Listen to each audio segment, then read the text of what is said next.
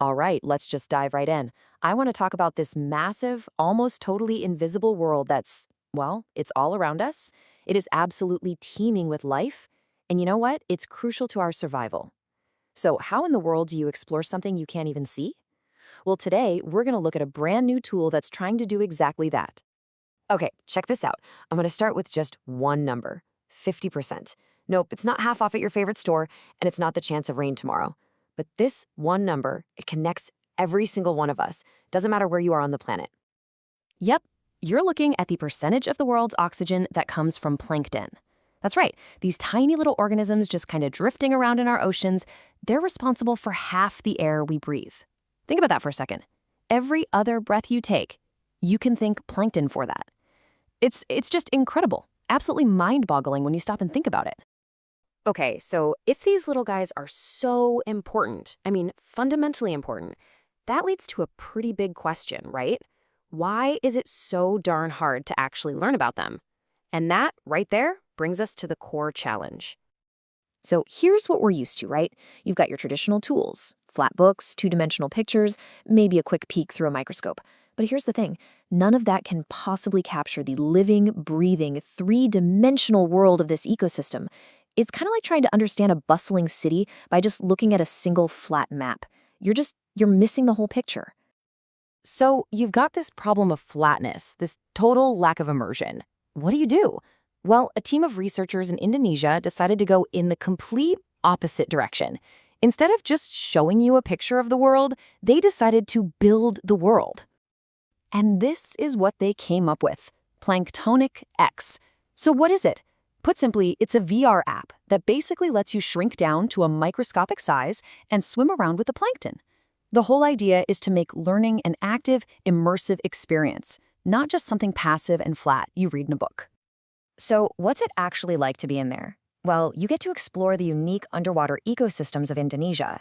You can interact directly with these incredible 3D models of plankton. And hey, it's not just about looking around. You actually learn by playing a fun classification game. The whole point, really, is to make marine biology exciting and, accessible for a whole new generation. Okay, so a tool this cool doesn't just appear out of thin air. How did they actually build it? You see, this wasn't just about making some fancy new tech. No, this was about solving a very real, very human learning problem. And to do that, you need a really thoughtful process. And this is the process they used. It's called design thinking, and the whole idea is to put the user right at the center of everything. So, step one, they started with empathy. They actually went out and talked to students to figure out what their biggest frustrations were. From there, they could clearly define the real problem they needed to solve. And only then did they start brainstorming or ideating the VR solution, building a prototype, and then, this is the crucial part, testing it with real people to get feedback. Now, for anyone who's a little bit nerdy like me and curious about the nuts and bolts, this is super cool. This shows you the actual digital tools they used. They created the 3D plankton models using Blender, and then they built the whole VR application in Unity. The user interface, that was Figma and Canva. It's a really fascinating peek behind the curtain at how these incredible virtual worlds actually get made. And this quote really sums up their whole philosophy. The goal was to walk this fine line. On one hand, it had to be scientifically accurate, real science. But on the other hand, it couldn't be a dry, boring lecture. It had to feel alive, dynamic. Finding that perfect balance between scientific fidelity and dynamic realism, well, that was everything. All right, so they've got this amazing virtual world. They built it using a super thoughtful, user-focused process. They had a really strong philosophy guiding them. But all of that leads to the million-dollar question, doesn't it? When they finally put it in front of real students, did it actually work? So to get their answer, they brought in a group of 40 undergraduate students. The mission? Test the app and give their totally honest feedback.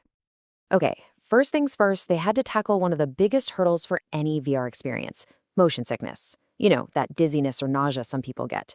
And the results? They were actually really promising. Over 3/4 of the users, 77.5%, reported zero discomfort. That's a huge win. It means for most people, it was a totally comfortable experience. But comfort is one thing. Here's the real test. Did it actually help them learn? Well, just look at these scores. On a scale of 1 to 5, educational value got a 4.28. Learning effectiveness was even higher at 4.32, and overall presentation topped them all at 4.42. I mean, these aren't just good numbers. This is the user saying loud and clear, yes, this thing works. This is a powerful way to learn. And really, that's the bottom line right there. The study's conclusion was that all those typical obstacles students run into when they're trying to learn this stuff from a flat page, they were, and I'm quoting here, markedly reduced. Plain and simple, it was just a better way to learn. So the test was a huge success. Case closed, right? Well, not quite. The project is actually far from over. In many ways, this is just the beginning. So that raises the question, what's next? What does the future look like for PlanktonicX? And what I really appreciate is that the creators are super upfront about the challenges that still exist. For one, VR needs powerful, pretty expensive hardware, and that's a barrier for a lot of people.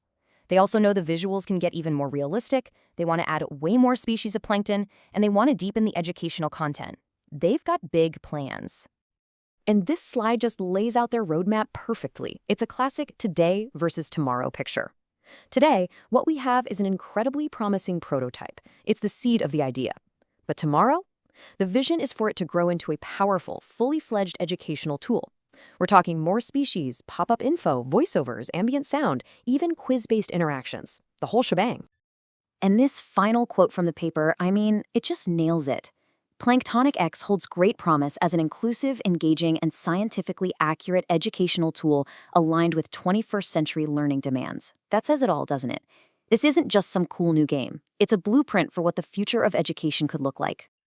So that leaves us with one final big thought to chew on. We've just seen how this kind of technology can make the invisible world totally visible, how it can make the microscopic feel massive. So if we can do this for plankton, what else can we do it for? What's the next complex, abstract, or hard-to-reach subject we can bring to life? Really, what's the next great frontier for learning?